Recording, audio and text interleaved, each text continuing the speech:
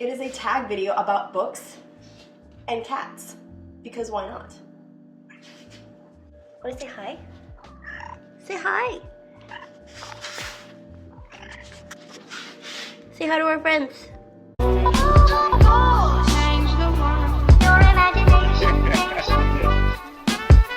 It could change the world. On we go. Welcome back to Coffee Over Apples. My name's Steph, and I am filming in a new location today because the past 3 weeks, strike out the month of February, was chaotic. No, that is an understatement. The month of February was bonkers, okay?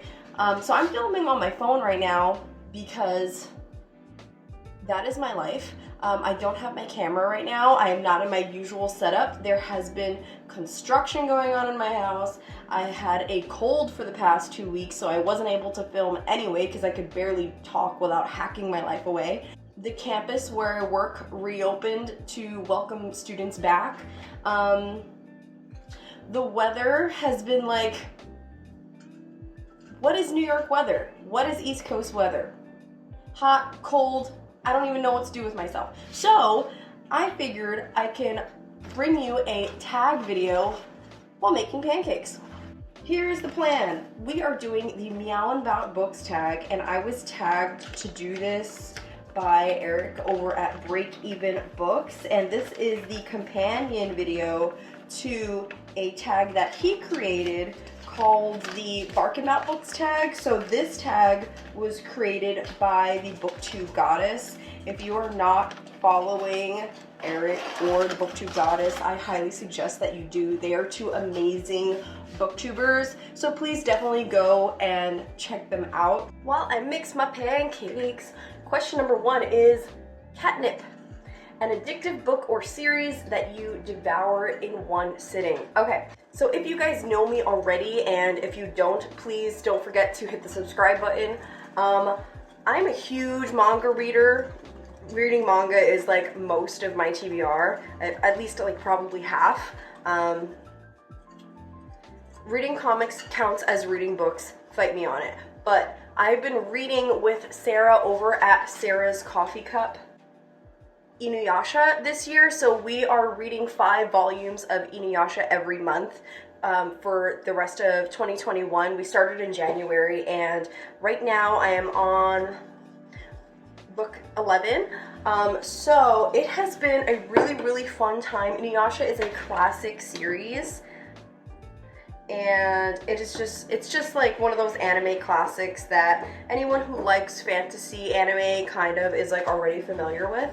So if you're looking to get into manga, maybe Inuyasha might be a good place to start. It's very fantastical. It is slightly horror, which I forgot going into this, that it has a lot of horror aspects to it. So I'm currently on book number 11, and so for the month of March, I'm reading books number 11 through 15.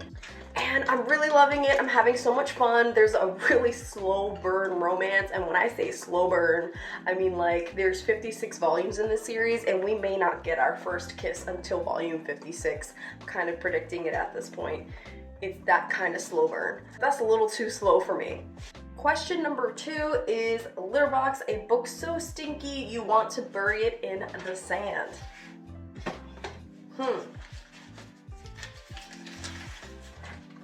Dead Until Dark. If you didn't know already, I read this in the month of January with my friend Sydney over at Sydney Reads for her Sell Your Soul book club.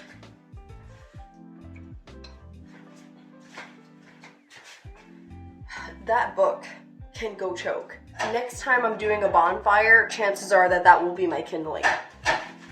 That book was so racist that I seriously questioned the individuals who said, let's take this series and turn it into True Blood, one of the most popular vampire TV shows in history, and said, we'll just take out all the racist bits and pretend that those didn't happen, when it is literally the foundation of that book. It is like every other page, disgusting, nonsensical, racist, fat-phobic, misogynistic, just disgusting, and none of it was aiding the story. Okay, I'll give you an example. There was a moment in the book when one of the vampires, who is black, walks into the restaurant where our main character works and is told by someone in the restaurant for no reason, hey, if you were a human and you walked in here, this wouldn't be a safe place for you. Things would happen to you. And it is like brushed over, like not even addressed. And that moment did nothing to aid the story. It was just like Charlene Harris was saying, how can I make this moment problematic? I have no qualms with reading problematic books. I read problematic books all the time, but usually if a character says something problematic, it's something to continue the story or add conflict, or it does something. There's a reason why that character said what they said, no matter how messed up it was, in order to continue the dialogue or the story or whatever is happening, whatever the conflict is. But there was no point. There was no point to that sentence. And I can't. Question number 3 is Scratching Post, a nonfiction book you keep going back to in order to sharpen your mind or your claws. I have a good one. Artwork. So I've actually considered making this book a textbook for my advanced art courses that I teach, but I go back to this book all the time because it has a lot of best practices for artists. It was extremely helpful. There's even like side notes from different artist interviews in which they're giving websites and resources in order for artists to promote their work. So this is a fantastic book. If anyone's thinking about getting into creative fields, even if you're not a visual artist, whether you're a jewelry maker or just a creative individual and you kind of need some help as to how to organize your creative business and get yourself out there, this is a really, really good resource. Mouse, a short book or short story that you like to play with and then devour. Okay, so I don't own a copy of this book, but I did read Full Dark No Stars, which is a set of short stories by Stephen King that was written quite a while ago, and I really, really like that short story collection. I remember when I was reading it that it took me a little while to fully get immersed into wanting to just sit down and read the rest of it in one sitting.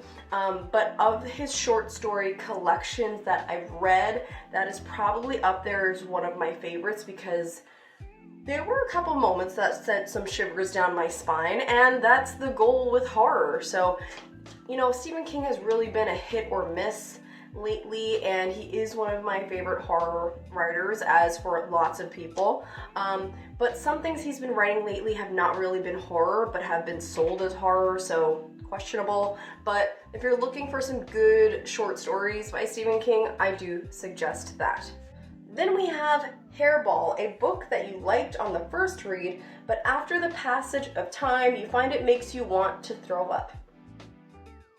My Year of Rest and Relaxation by Otes Ramashvig. I know that this is kind of a booktube favorite. It's kind of like, it's not a booktube favorite. It's not like the baby of the booktube family where everyone's like cherishing it. I would say it's kind of like the booktube middle child. It has gotten a lot of praise, but it's also gotten some criticism. I'm probably more on the criticism side. I just didn't care. I think when I read it, I gave it a 3-star because I thought at the time it was decent, but it was very repetitive, and I think the very last chapter kind of bumped it up to a 3-star, and I was considering giving it a 2-star. It's definitely not a 1-star. It wasn't a horrible book. As time has gone on, I've just thought about it and liked it less and less. I can't think of anyone that I would suggest this book to. It was just very bland. I mean, I get what it was trying to do. If you could basically reset your life and start anew and start fresh after so much trauma and things like that, how would you do it? And the main character takes this to an extreme level, to like a trigger warning, suicidal tendencies level. But yeah. It wasn't great. in my opinion. It was just okay. I think if I was to reread it now, I'd probably give it that 2-star that I wanted to give it in the first place. Then we have Attitude, a main character that has the attitude of a cat.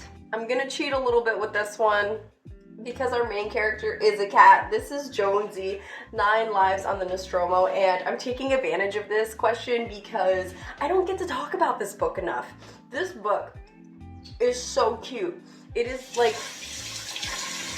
this is one of my favorite graphic novels of all time, and I wish sci-fi lovers and graphic novel lovers on booktube would talk about this book more. It is so cute. So it's basically like, it's the Alien movies, right? There's a cat on the ship, but we don't really get to know like much about what the cat's doing in the movies.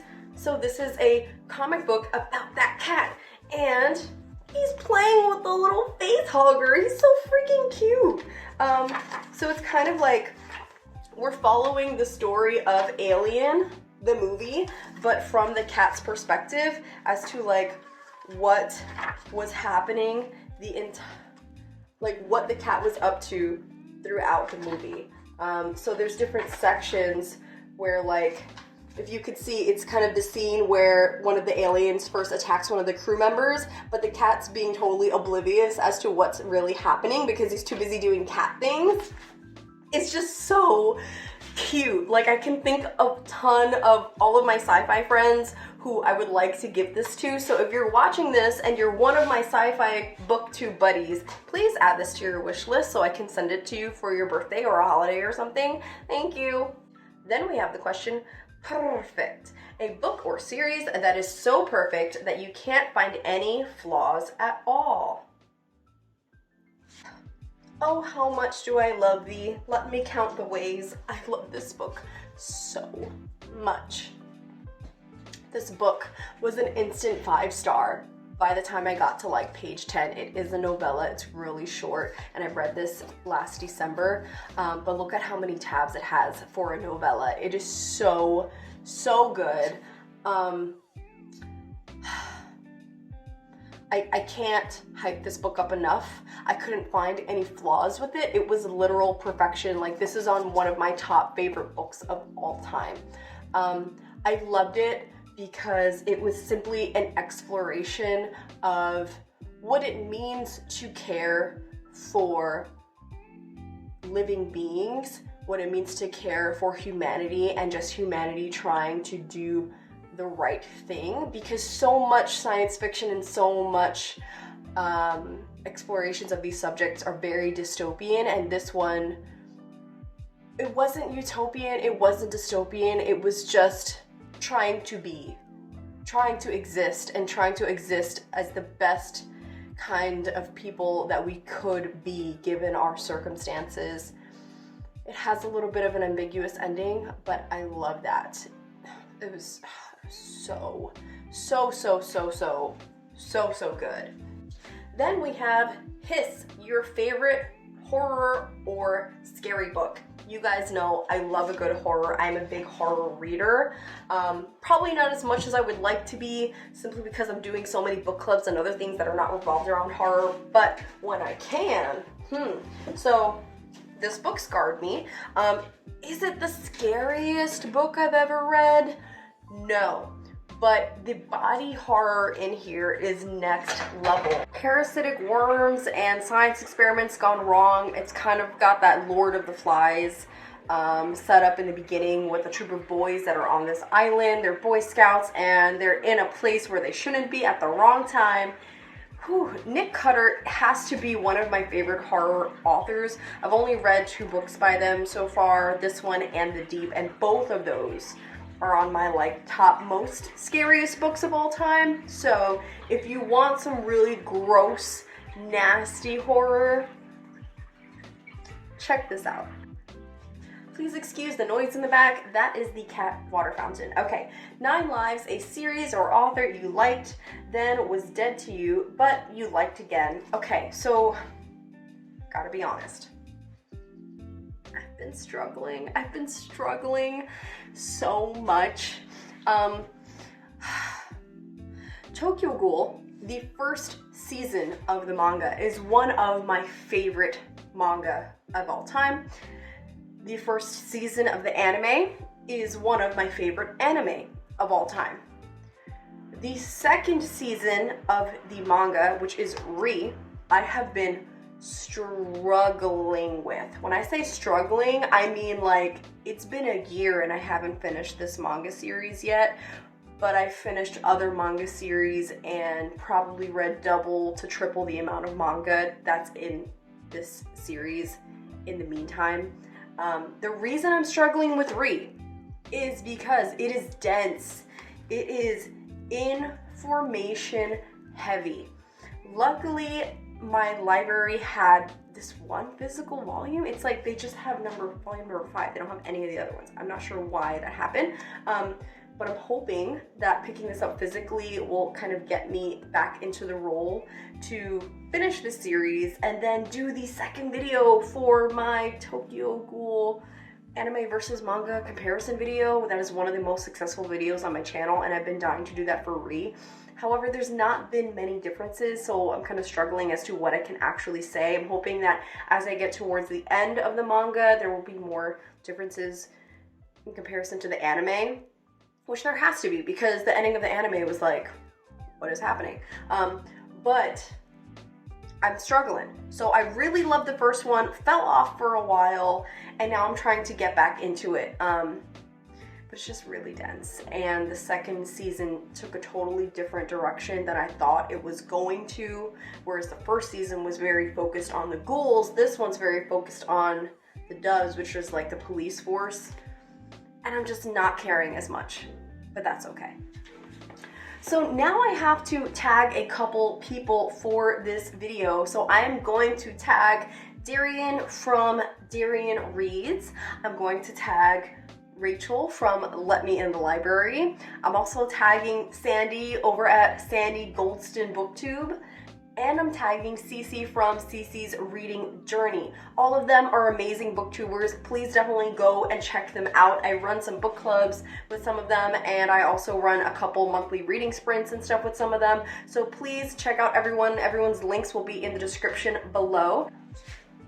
I'm gonna go eat my pancakes, which I forgot to film myself making, but I've got strawberry pancakes. All right, guys, catch you next time. Bye. What's it making, Mr. Wonka?